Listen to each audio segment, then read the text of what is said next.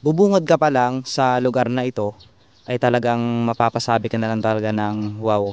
Kasi ito kaagad yung mababasa mo. Maligayang pagdating sa Batuili, Mangyan Buhid Community. So, mayroon din mga sign, sulat ng katutubong likha itong signboard na ito. Ayan kung saan pupuntahan natin ang napakagandang puno ng walang hanggan na tinatawag namin dito sa amin. So, marami kasi akong memories na pag pinupuntahan ko itong lugar na ito, bumabalik. So, ikikwento ko sa inyo mga memories ko na naranasan sa lugar na ito at bakit nga ba mahilig akong pumunta dito at bakit ito dinarayo ng mga ilang turista. At alam nyo ba na ang lugar na ito ay dinarayo rin ng mga ilang artista dito sa atin. So tara, samahan nyo ako ngayon at pupuntahan natin itong napakagandang tinatawag naming, teka, ano ba yan? Sige, sige.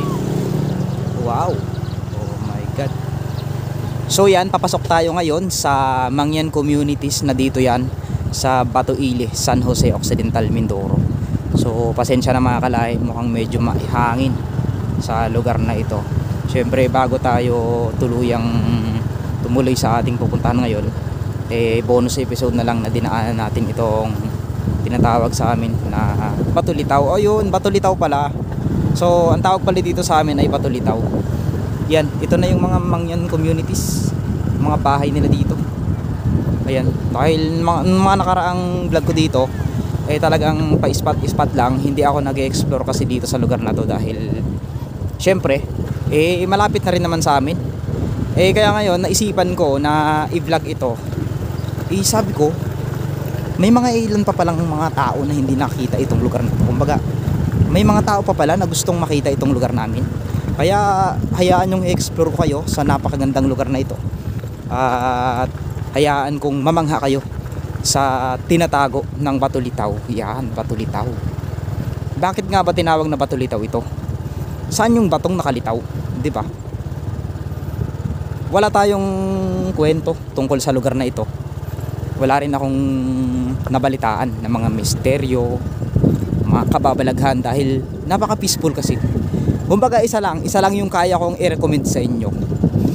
Ang lugar na ito ay tahanan o kaharian ng mga mabubuting tao. Dito yan na matatagpuan sa Batuili. Okay. So ito yung papasok na ito, panggulayan ito mga kalahi. Yan, panggulayan. Pero dito tayo liliko sa area na to dahil madalas, alam nyo ba, may mga tumatambay dito. Dito madalas ginaganap yung mga event ng LGU dito mismo, as in dito sa lugar na to. 'Di ba? Para kasing Chocolate Hills. Kung sa Rizal mayroon tayong Mount Zion, siyempre dito sa San Jose mayroon tayong tinatawag na Batulitaw. Pero ang tanong, saan ba yung Batulitaw dito? Saan yung mga bato? Baka yun yung mga bato na yun na nakalitaw. Okay. Sobrang ganda kasi. 'Di ba? Napaka-thrill ang lugar na to. Bagay sa mga gustong makipag-date. Baka nga may mga nakatambay pa dito. Pop muna natin, okay? Yun nga, meron nga.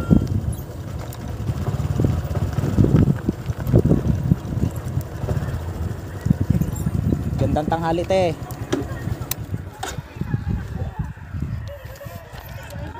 Daan lang ya. Mag-video lang ako dito. So yan mga kalahi, meron tayong nadaanan dito sila ate. Nagbibilad kayo te ng palay? Nagbibilad sila. So yan mga kalahi, dahil medyo tanghalin tapat, mainit. So syempre kapag mainit dapat meron kang sunglasses, di ba? Kailangan yung sunglasses mo photochromic. Hindi, joke lang. Bali, pinuntahan ko itong lugar na ito dahil napakaraming memories akong nabuo dito. Syempre sa mga nakasama ko noon, malalaman nila kung gaano makaganda itong lugar na ito. Kasi peaceful kasi, imagine, ang ganda. Yun, medyo nagbadya na si kaibigang hangin. Alam nyo kasi mga kalahi, kapag tag-ulan, lalo kapag pumunta kayong tag-ulan dito or malapit ng anihan ng mga taniman nila, ay makikita nyo dito yung parang danagdang palayan. Oo, Grabe. O yan. So bonus episode na lang to ha. Baka sabihin nyo, ine-explore ko na naman kayo sa mga lugar na kakaiba. Bakit? Masama bang ikwento ko sa inyo yung buhay ko? Diba?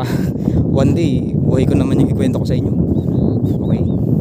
May nagde-date doon at kilala ko yun. Joke lang. Okay. So yan mga kalahi, ito yung tinatawag naming puno ng walang hanggan. Bakit nga ba tinawag na puno ng walang hanggan dyan? Nasaan yung puno? Actually may puno yan.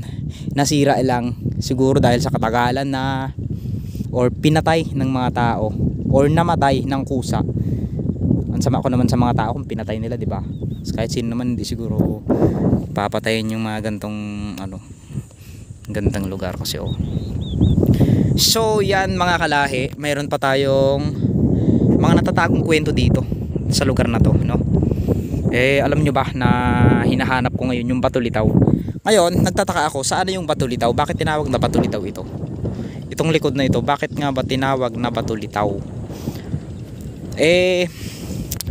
Ayan, Batuili. Itong nakikita nyo na yan, Batuili yan. So syempre iba rin yung Batuili, iba yung Batulitaw, no? Yung Batulitaw kasi ang hinahanap ko ngayon. Oh my god, ito na. Ay ito, mga Batulitaw, mga batong nagsilitaw dito mga kalahi. Ayan oh. Ay mga bato, dito nga, ito yung mga batong nakalitaw. Bakit nakalitaw to? Okay, baka balang araw siguro mawalan na itong bundok na ito. Sana lang no, balang araw ma-preserve itong lugar na to. Ang ganda kasi, oh my god, ganda. Sobrang ganda. At dito rin nila ginaganap yung mga event ng mga LGU. Oo, maraming pupunta dito, mga artista pa nga sila, sino ba yung pupunta natin sila Regine Velasquez yata nakarating na dito. O sila Piolo Pascual. O nag-shooting na sila dito sa lugar na to. Tapos madalas silang nagpapalipad ng drone pag ganun. Kasi nga maganda itong lugar na to. So yun mga kalahi, ikikwento ko sa inyo yung mga bagay na nangyari sa akin dito. Ang lugar kasi na ito ay madalas pag nag-iisa ka, pag gusto mong may jowa nakasama, pumunta kayo dito. Napaka free naman itong lugar na ito. Huwag nyo lang kalatan, 'di ba? Na kaya naman nakikita nyo walang kalat yung lugar na yan. Tapos kakalatan nyo lang. Madalas kasi ako dito kapag malungkot ako. Ayan, drama na naman tayo. Putik yan. Ayoko na magdrama. Pag malungkot ako dito talaga dito ako kalahi, tumatambay. Lalo kapag hapon, sobrang gandang tumambay dito. Makikita mo kasi yung lubog ng araw. Tanaw na tanaw mo dito. Sa umaga naman makikita mo yung sunrise na bubungad sa'yo, napakaganda. May mga ilang alaala lang kasi ako dito hindi malilimutan. Kapag malungkot ako, nung time na down ako sa sarili ko, sabi ko, yung parang gusto kong mapag-isa sa mundo. Yun, pinuntahan ko lang to. Alam nyo ba, at the end of the day, parang yung mga problema ko, hindi naman lahat, yung mga problema ko ay unti-unting nawala. As in parang blessing. Down na down ako dati, hindi ko alam kung anong gagawin ko. Kasi nga alam nyo na pag-ibig nga naman talaga. So yan, itutuloy ko yung kwento ko sa inyo mga kalahi. Sa episode na ito ay itutuloy ko na lang muna dahil meron akong lalakaran ngayon. At least pinakita ko lang sa inyo itong napagandang lugar na ito. At pwede rin natin puntahan yung dulo na yun, no? So abang-abang lang kayo. Maraming salamat sa pagsubaybay nyo sa akin. Dahil sa inyo ay syempre nagpupursige ako na puntahan itong magandang lugar. Medyo masungit na yung panahon at medyo mahangin na. Okay? Sa susunod ay hanapin natin itong tinatawag na Batulitaw. Okay, yan na. Sungit na. Maraming salamat mga kalahi sa suporta nyo, sa patuloy nyong pagsubaybay sa aking mga vlogs. Sana mas marami pang vlog ang maipakita